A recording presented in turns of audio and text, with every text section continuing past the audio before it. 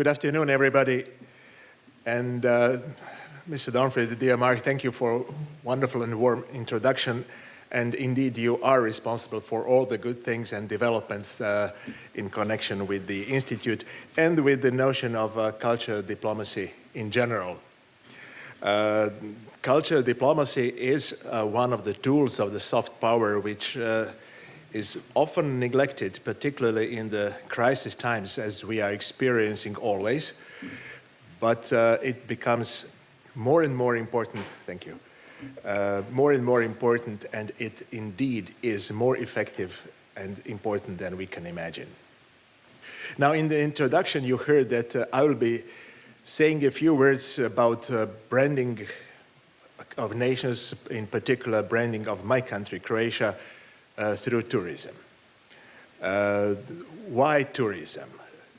For several reasons. First of all, tourism as a tool of understanding between people.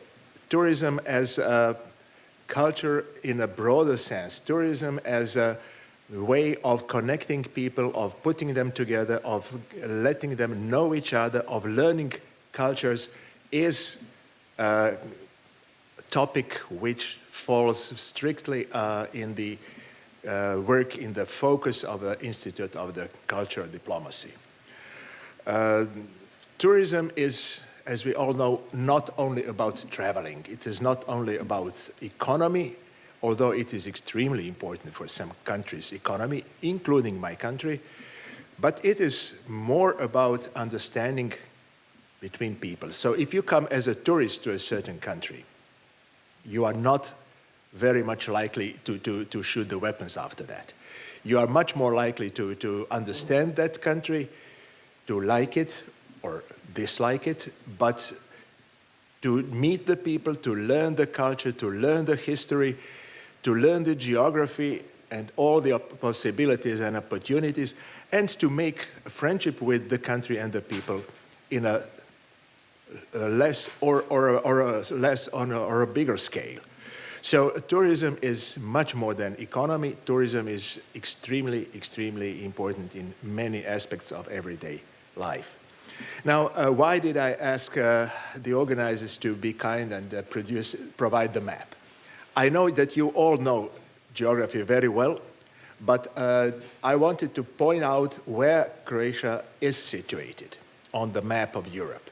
And why do we have tourists from different countries coming there, and why more from some countries and less from other countries? First of all, Croatia is a small, relatively small country.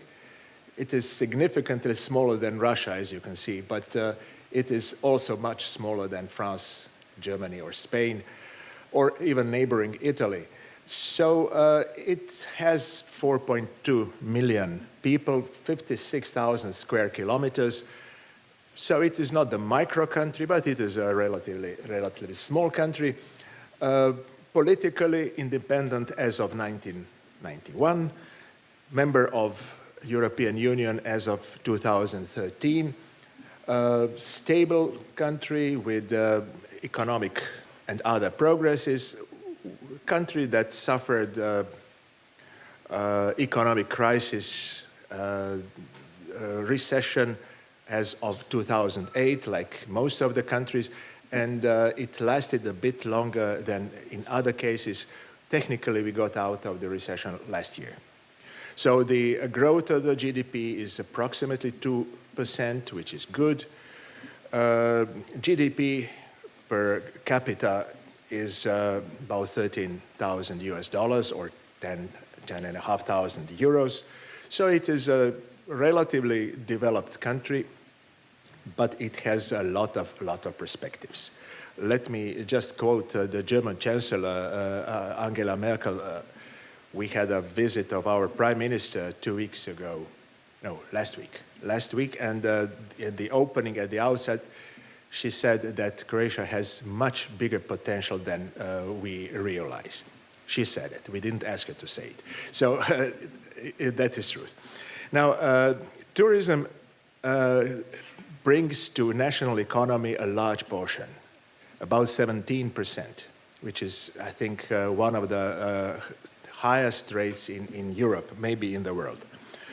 The total income last year was about 8 billion euros, 7.93, which is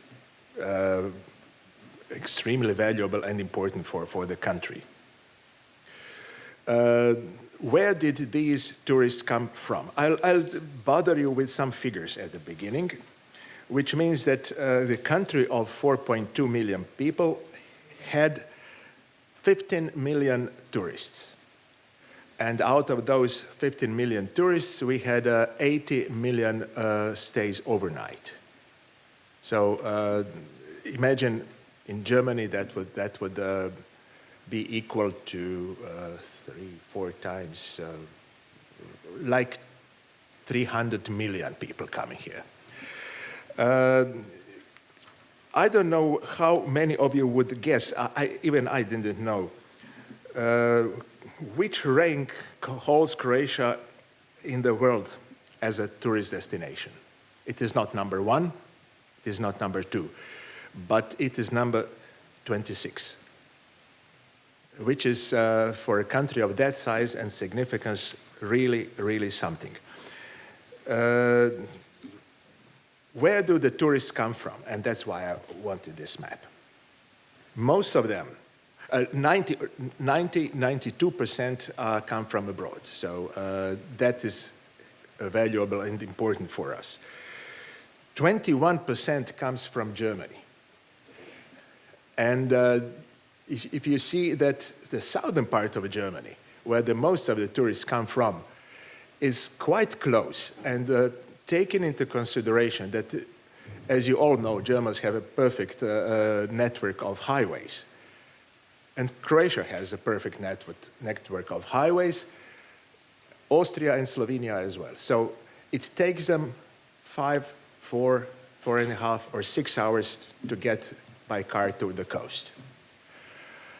Northern part, it takes them longer, so we don't have that many tourists from the northern or eastern part, but those who come by charter planes or any other means of transportation.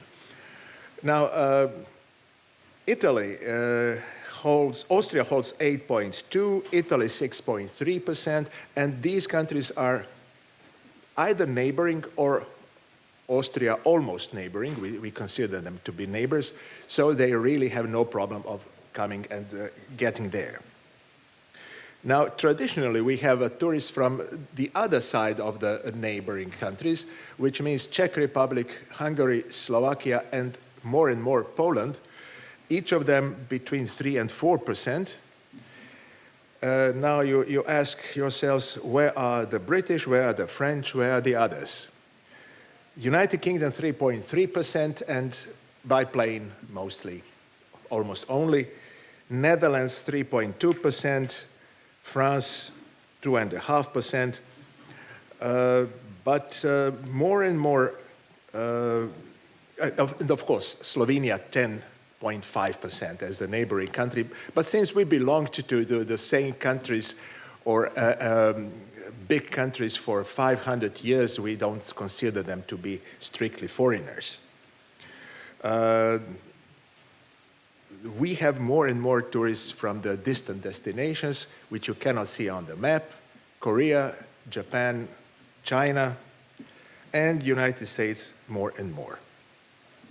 So it is, of course, the competition between the Mediterranean countries who will have more tourists, who will have bigger income. Now, as you see, the coastline of Spain or France, or particularly Italy, you see it is much longer. Slovenian is rather short, Montenegrin is rather short, but Greece is has a big coastline, and Turkey as well. What is the advantage of Croatia? The advantage is that we have over 1,200 islands, which means islands are, per definition, perfect for tourism. You don't have too much traffic, not too much transit.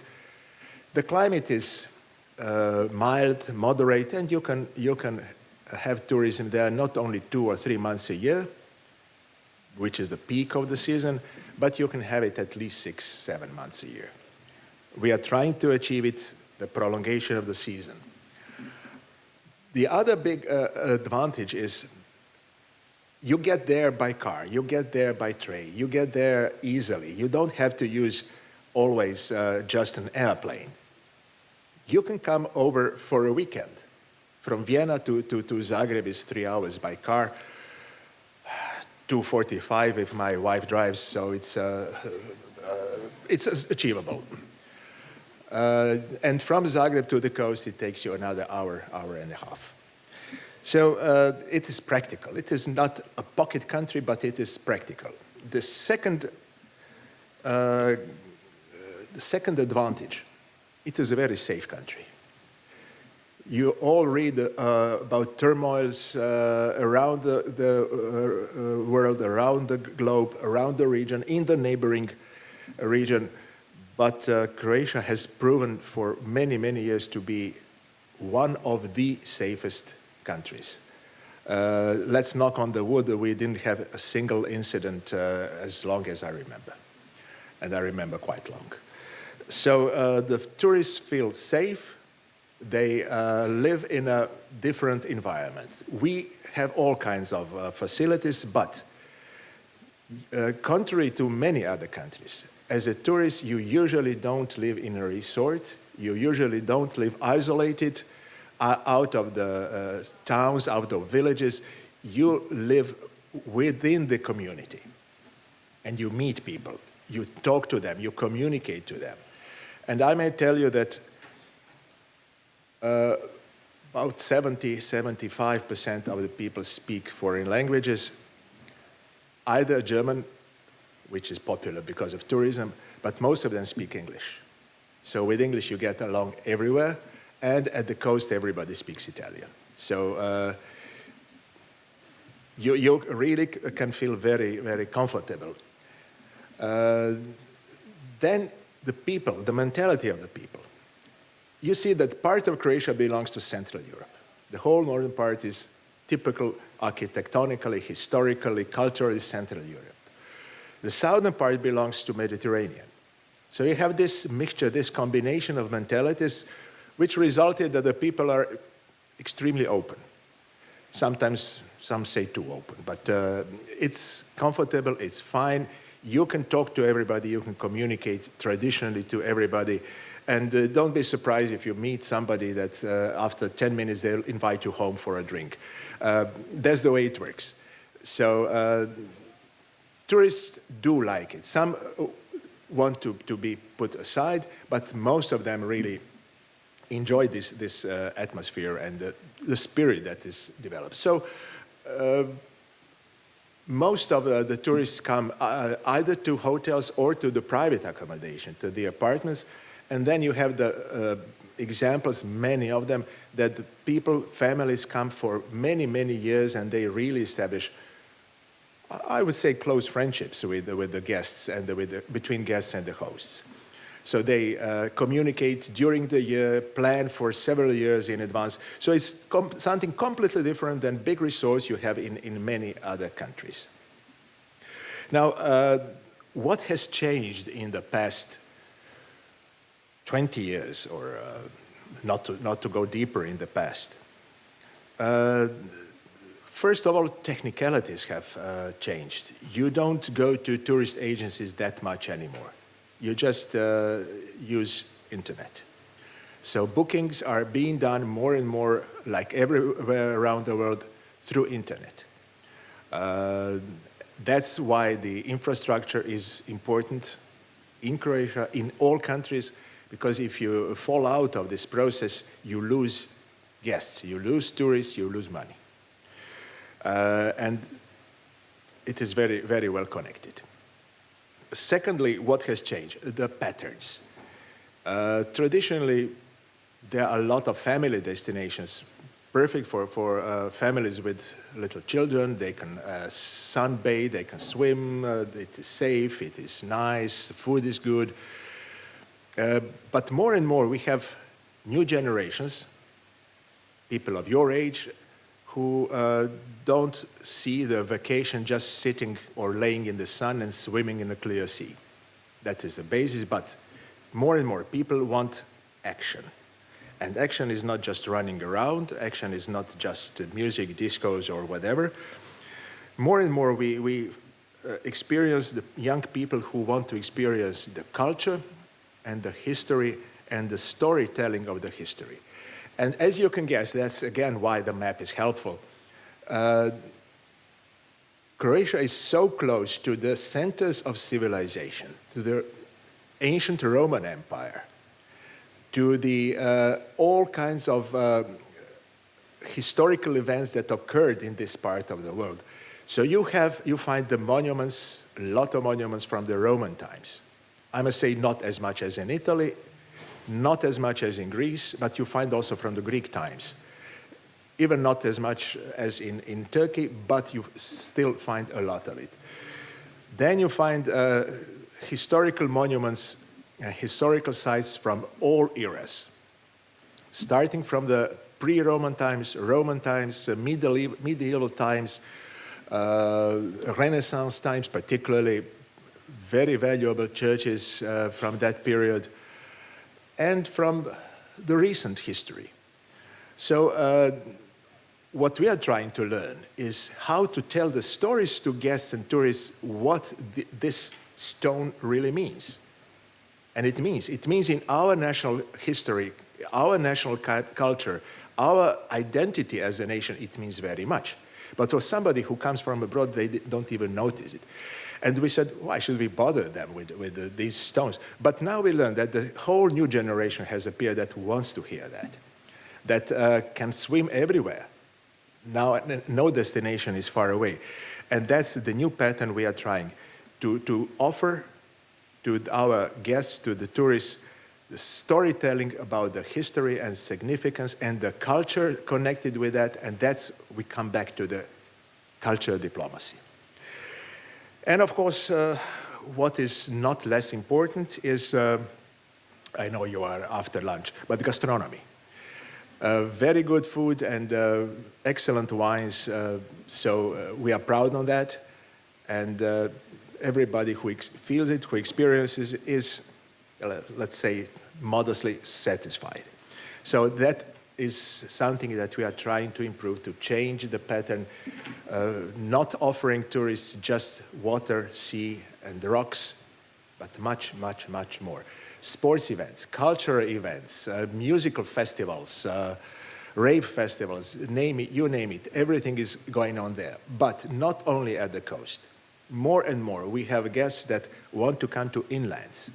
And the hinterland of the Dalmatian coast or Eastern coast is something that really offers a lot. And you can get there, you can sleep overnight, it is cool, it's refreshing, and next morning in 20 minutes, half an hour, you are at the beach. So that's perfect for the development of tourism, and it is booming. It is literally booming.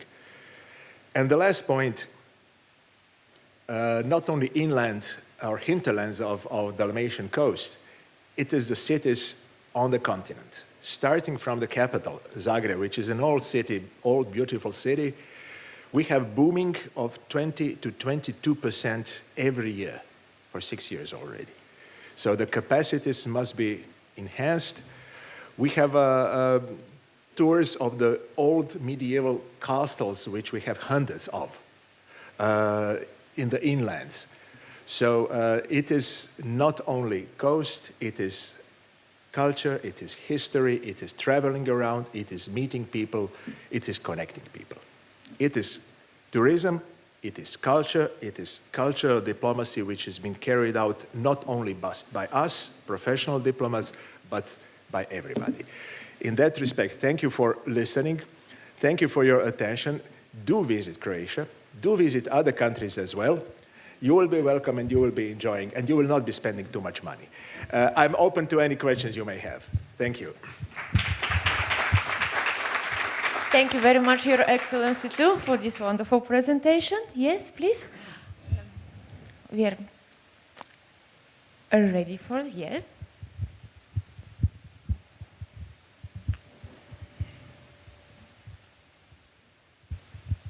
Thank you very much for your presentation. Croatia is definitely a country that I'd love to visit one day. I really liked how you were talking about the different actors who are promoting the culture. And I was wondering, how does the government encourage civil society and individuals to promote and be proud of their own culture? How? First, you must have money.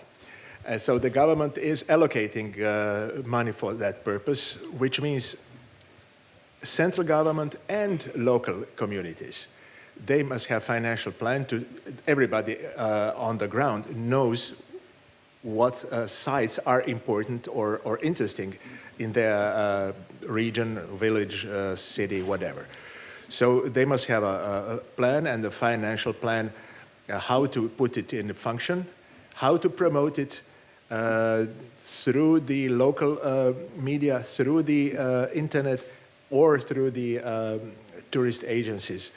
So it is a process that doesn't come overnight. We all know about big sites around the world, but it took years and years for the people to discover it, to tell their neighbors back. Because now on the internet you have thousands of everything. How can you choose? Oral propaganda is much more important still, because if you have too many information, you get lost. But if you have your neighbor or cousin being there and coming back and saying, listen, that was worth spending money for, probably you'll get there again. Thank you.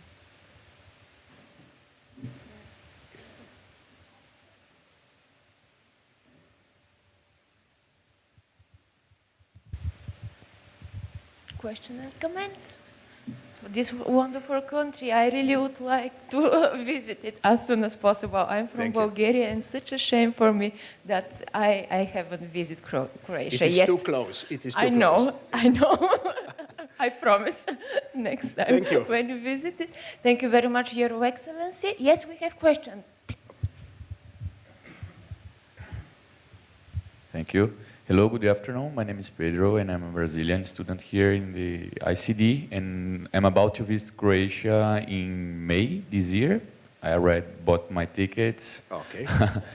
But my question is regarding the institutions promoting Croatia tourism, because I have researched some things on the internet, and I didn't find, I don't know if it was my fault or if you never develop like a nation branding campaign. If it is, how does it work, and which are the institutions involved in the process?